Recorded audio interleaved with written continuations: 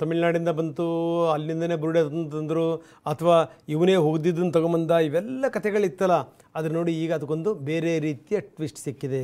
ಇನ್ನು ಯೂಟ್ಯೂಬರ್ಗಳಿಗೆ ನಡುಕ ಶುರುವಾಗಿದೆ. ಬರೀ ಏನು ಅಂದರೆ ಹಿಟ್ಸಿಗೋಸ್ಕರ ಹೋಗಿದ್ದು ಕ್ಯಾಮ್ರಾ ಹಿಡಿದಿದ್ದು ಯಾವ್ಯಾವ ರೀತಿ ವಿಶ್ಲೇಷಣೆ ಮಾಡಿಬಿಟ್ರು ಅಂತಂತಂದರೆ ಏನು ಕಣ್ಣಾರೆ ಕಂಡರೂ ವಿಶ್ಲೇಷಣೆ ಮಾಡಲ್ಲ, ಆ ಪರಿ ಮಾಡಿಬಿಟ್ರು.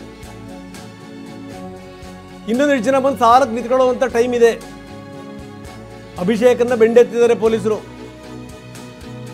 ಆರೋಪ ಮಾಡ್ದಲ್ಲಪ್ಪ, ತಾಂತ್ರಿಕ ಸಾಕ್ಷ್ಯ ಕೊಡು, ಏನೇನು ಮಾತಾಡ್ದಿಲ್ಲ ಅದ್ರ ಬಗ್ಗೆ ವಿವರಗಳನ್ನು ಕೊಡು, ಯಾವ್ಯಾವ ಸಿಸ್ಟಮಲ್ಲಿ ಎಡಿಟಿಂಗ್ ಮಾಡಿದಿ, ಯಾವ್ಯಾವ ಕ್ಯಾಮ್ರಾದಲ್ಲಿ ಶೂಟಿಂಗ್ ಮಾಡಿದಿ, ಅದರ ವಿವರಗಳನ್ನು ಕೊಡು.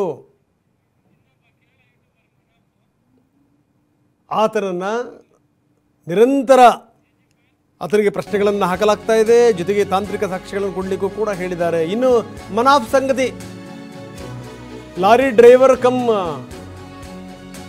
ಇವನು ತಾನೇ ಘೋಷಣೆ ಮಾಡ್ಕೊಂಡಂಥ ಪತ್ರಕರ್ತ ಯೂಟ್ಯೂಬರ್ ಮನಾಫ್,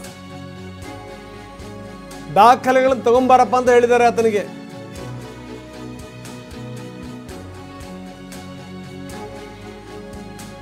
ಬುರುಡೆನ ಸಿಕ್ಸಿ ಎತ್ಕೊಂಡಿದ್ದು ಮೇಲ್ಗಡೆಗೆ, ಅದನ್ನು ತೆಗೆದು ಬ್ಯಾಗಲ್ಲಿ ಹಾಕ್ಕೊಂಡಿದ್ದು, ಇದೆಲ್ಲ ಹೆಂಗೆ ಗೊತ್ತಾಯ್ತು ನಿನಗೆ? ನೋಡಿ ಅವನ ಫೋಟೋ ತೋರಿಸ್ತಾ ಇದ್ದೀವಿ ನಾವು. ಏನೇನು ನೀನು ಆರೋಪ ಮಾಡಿದೀಯಾ ಅದೆಲ್ಲದಕ್ಕೂ ಕೂಡ ಸಾಕ್ಷ್ಯಗಳನ್ನು ಕೊಡು. ನಿನಗೆ ಅವತ್ತು ಕೋರ್ಟಿಗೆ ಸಬ್ಮಿಟ್ ಮಾಡುವಂಥ ಸಂದರ್ಭದಲ್ಲೇ ನಿನಗೆ ಬುರುಡೆ ಹೆಂಗೆ ಸಿಕ್ತು, ಅದರ ದೃಶ್ಯಗಳು ಹೆಂಗೆ ಸಿಕ್ತು, ಅವತ್ತೇ ಅಪ್ಲೋಡ್ ಮಾಡಿದಿಲ್ಲ. ಹೇಗೆ ಅಪ್ಲೋಡ್ ಮಾಡಿದಿ ನೋಡಿ, ತೋರಿಸ್ತಾ ಇದ್ದೀವಿ. ತಿಮ್ರುಡಿ ಜೊತೆಗೆ ಜಯಂತ್ ಜೊತೆಗೆ ಇವರೆಲ್ಲರೂ ಸಾಲಿಗೆ ನಿಂತ್ಕೊಂಡಿದ್ದಾರೆ. ಯೂಟ್ಯೂಬರ್ ಮನಾಫ್ ಜೊತೆಗೆ ಬೇರೆಯವರು. ಬರೀ ನಮ್ಮ ಪ್ರತಿನಿಧಿ ಅಶೋಕ್ ನಮ್ಮೊಂದಿಗೆ ನೇರ ಸಂಪರ್ಕದಲ್ಲಿದ್ದಾರೆ. ಅಶೋಕ್, ನಾವು ನೋಡ್ತಾ ಇದ್ದೀವಿ ಬಹಳಷ್ಟು ಜನ ಯೂಟ್ಯೂಬರ್ಗಳು ಇದರ ವ್ಯಾಪ್ತಿ ಬರುವಂಥದ್ದು ಬಾಕಿ ಇದೆ. ಈಗ ಮನಾಫ್ ಸರದಿ, ಈಗ ಮೊನ್ನೆ ಈ ಕಳೆದ ವಾರ ನೋಡಿದ್ದೀವಿ ನಾವು ಯೂಟ್ಯೂಬರ್ಗಳನ್ನು ಎಷ್ಟರ ಮಟ್ಟಿಗೆ ಪೊಲೀಸರು ಬೆಂಡೆತ್ತಿದ್ದಾರೆ ಅಂತ. ಈಗ ಮನಾಫ್ ಅವನು ಹಾಜರಾಗಬೇಕು, ಅವನು ಎಲ್ಲ ವಿವರಗಳನ್ನು ಕೊಡಬೇಕು. ಅದೇ ರೀತಿ ಯಾವತ್ತು ಕೋರ್ಟಿಗೆ ಹಾಜರುಪಡಿಸಿದಾರಲ್ಲ ಆ ಬುರುಡೆನ, ಅದೇ ಸಂದರ್ಭದಲ್ಲೇ ಇವನು ವಿಡಿಯೋ ಹಾಕ್ತಾನೆ, ಅವನಿಗೆ ಆ ದೃಶ್ಯಗಳು ಸಿಗ್ತವೆ ಅಂತಂದರೆ ಹೇಗದು ಅನ್ನುವಂಥ ಪ್ರಶ್ನೆಗೂ ಕೂಡ ಅವನು ಉತ್ತರ ಕೊಡಬೇಕಾಗತ್ತೆ. ಇವತ್ತು ಹಾಜರಾಗ್ತಾನಾ? ಹೌದು ರಂಗನಾಥ್, ಈ ಒಂದು ಧರ್ಮಸ್ಥಳ ಬುರುಡೆ ಪ್ರಕರಣಕ್ಕೆ ಸಂಬಂಧಪಟ್ಟಂತೆ ಈಗಾಗಲೇ ಕೇರಳದ ಯೂಟ್ಯೂಬರ್ ಮನಾಫ್ಗೆ ಸೆಪ್ಟೆಂಬರ್ 3ರಂದು ವಿಚಾರಣೆಗೆ ಹಾಜರಾಗುವಂತೆ SIT ಅಧಿಕಾರಿಗಳು ನೋಟಿಸನ್ನು ನೀಡಿದರು.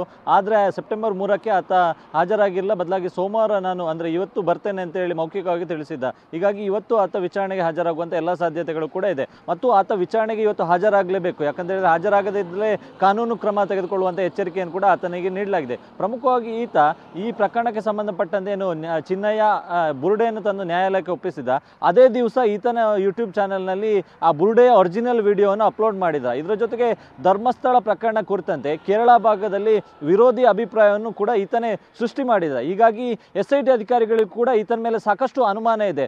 ಒಂದು, ಆತ ಬುರುಡೆ ವಿಡಿಯೋವನ್ನು ಅಪ್ಲೋಡ್ ಮಾಡಿರುವಂಥದ್ದು.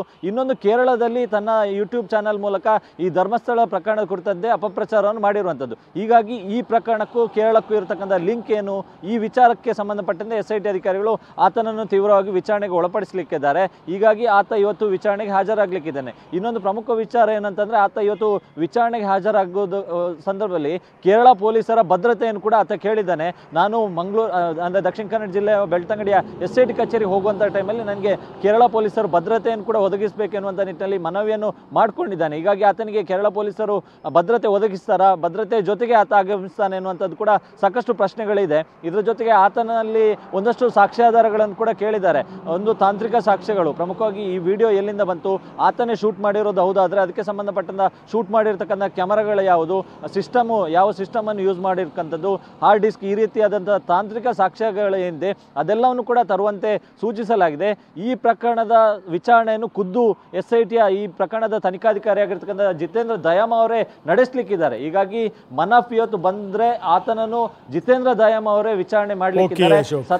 ಈಗಾಗಲೇ ಆತನಿಗೆ ಬರುವಂತೆ ಸೂಚಿಸಲಾಗಿದೆ. ಹೀಗಾಗಿ ಆತ ಇವತ್ತು ಬರುವಂಥ ಎಲ್ಲ ಸಾಧ್ಯತೆಗಳು ಕೂಡ ಇದೆ ರಂಗನಾಥ್. ಓಕೆ, ಧನ್ಯವಾದ ತಮ್ಮೆಲ್ಲ ಮಾಹಿತಿಗೆ.